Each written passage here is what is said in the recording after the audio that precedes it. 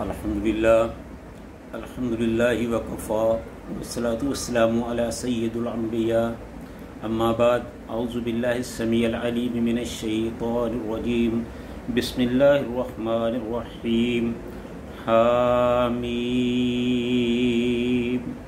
تنزیل الکتاب من اللہ العزیز الحکیم صدق اللہ العظیم۔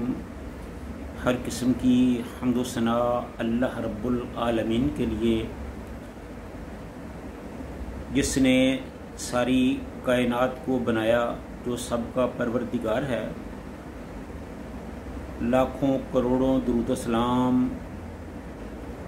پیارے آقا حضرت محمد الرسول اللہ صلی اللہ علیہ وآلہ وسلم کی ذاتی والا صفات پر، جن کو اللہ تعالیٰ نے اپنی کمال مہربانی اور رحمت سے سارے جہانوں کا سردار بنایا اور سارے نبیوں کا امام بنایا اور ہمارے لیے ہادی اور رہنما بنایا۔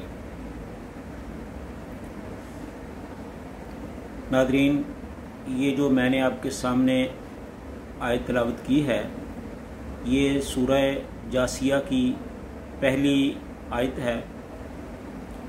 اس میں قرآن پاک کی فضیلت، مرتبہ اور مقام کا تذکرہ کیا گیا ہے۔ سب سے پہلے فرمایا حامیم۔ یہ مخفف الفاظ ہیں جنہیں حروف مقطعات کہا جاتا ہے۔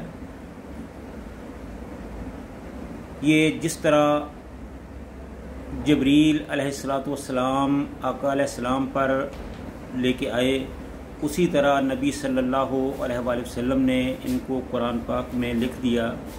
نہ تو اللہ تعالیٰ نے جبریل کو اس کا معنی اور مفہوم بتایا، نہ جبریل نے آقا علیہ السلام کو بتایا، اور نہ ہی آقا علیہ السلام نے اپنی امت کو اس کا معنی اور مفہوم بتایا۔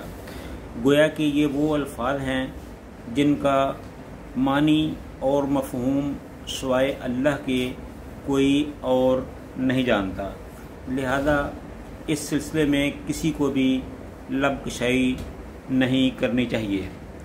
اس کے بعد اللہ تعالیٰ نے فرمایا تنزیل الکتاب من اللہ العزیز الحکیم۔ یہ جو کتاب ہے یہ نازل کی گئی ہے اللہ تعالیٰ کی طرف سے، جو بڑا زبردست، غالب اور حکمت والا ہے۔ اس میں اللہ تعالیٰ نے لفظ تنزیل کو استعمال کیا ہے۔ یوں تو تنزیل بھی نازل ہونے کے معنی میں ہی آتا ہے، لیکن اس کا مفہوم کچھ اس طرح بنتا ہے کہ تنزیل کا معنی ہے کہ تھوڑا تھوڑا کر کے نازل کرنا، یا بوقت ضرورت کے مطابق رک رک کر نازل کرنا۔ تو جیسے جیسے قرآن پاک کی ضرورت محسوس ہوتی گئی، اسی حساب سے قرآن پاک کو نازل کیا گیا۔ تو تنزیل الکتاب، یہ کتاب نازل کی گئی ہے من اللہ، اللہ تعالیٰ کی طرف سے۔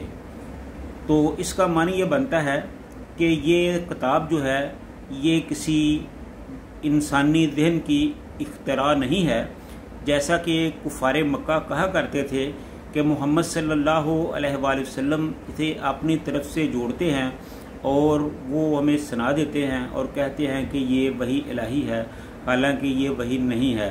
تو اللہ تعالیٰ نے کفار کی اس بات کا رد کیا اور فرمایا کہ یہ اللہ تعالیٰ کی طرف سے نازل کردہ کتاب ہے۔ آگے فرمایا العزیز الحکیم۔ عزیز یعنی بہت ہی زبردست، ہر پر غالب آنے والا، اور حکیم بہت زیادہ حکمتوں والا۔ یعنی یہ ایک ایسی کتاب ہے، اس کو نازل کرنے والا ایسا عزیز اور زبردست اور غالب ہے کہ جو ہر ایک سے اپنی بات منوا سکتا ہے، جس کو کسی کا کوئی ڈر اور خوف نہیں ہے، وہ جو چاہے کر سکتا ہے۔ اور پھر یہ کہ اس کتاب کو جب آپ نے پڑھنا ہے تو پورا پڑھنا ہے، الحمد سے لے کر والناس تک مکمل طور پر پڑھنا ہے۔ یہ نہیں کرنا کہ اپنے مطلب کی جگہ سے پڑھ لیا اور جہاں سے مطلب نہ ہوا وہاں سے چھوڑ دیا، یا کہیں سے پڑھ لیا کہیں سے چھوڑ دیا، ایسا نہیں کرنا، بلکہ اس کو مکمل طور پر پڑھنا ہے۔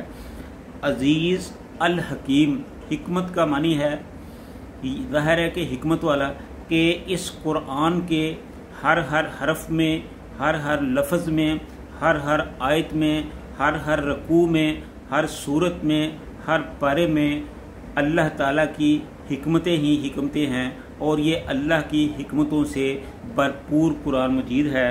اس لیے جیسے جیسے آپ اس کو پڑھیں گے اسی طرح آپ پر تسخیر کائنات کے جو راز ہے وہ افشاں ہوتے جائیں گے۔ جس طرح جتنا آپ اس کا مطالعہ کریں گے، جتنا آپ اس پر غور و فکر کریں گے، اسی طرح آپ کے ذہن کے دریچے جو ہے وہ کھولتے جائیں گے۔ تو کسی شاعر نے اس بارے میں کیا ہی خوب کہا ہے، مولانا فرماتے ہیں کہ دال دسو مخالفو وچ دنیا کسے شان یتیمی دی پائی ہووے تے ہووے امی تو مدن دا باپ مدنی نہ پرائمری تک پڑھائی ہووے تے دیوے او کتاب جہان تائیں جیدی مثل نہ دشمن بنائی ہووے تے ہووے کعبہ قوسین تھی او ادنا تا سمسام مقام رسائی ہووے۔ تو یہ چیلنج ہے اللہ تعالیٰ کا کہ اس جیسی کوئی کتاب، کوئی صورت، کوئی آیت بنا کے لاؤ۔ نہ تو یہ 1400 سال سے لے کر آج تک کوئی پورا کر سکا ہے اور نہ کوئی قیامت تک پورا کر سکے گا۔ لہذا اللہ تعالیٰ ہم سب کو قرآن پاک پر مکمل طور پر عمل کرنے کی توفیق عطا فرمائے۔ وآخر دعوانا ان الحمد للہ رب العالمین۔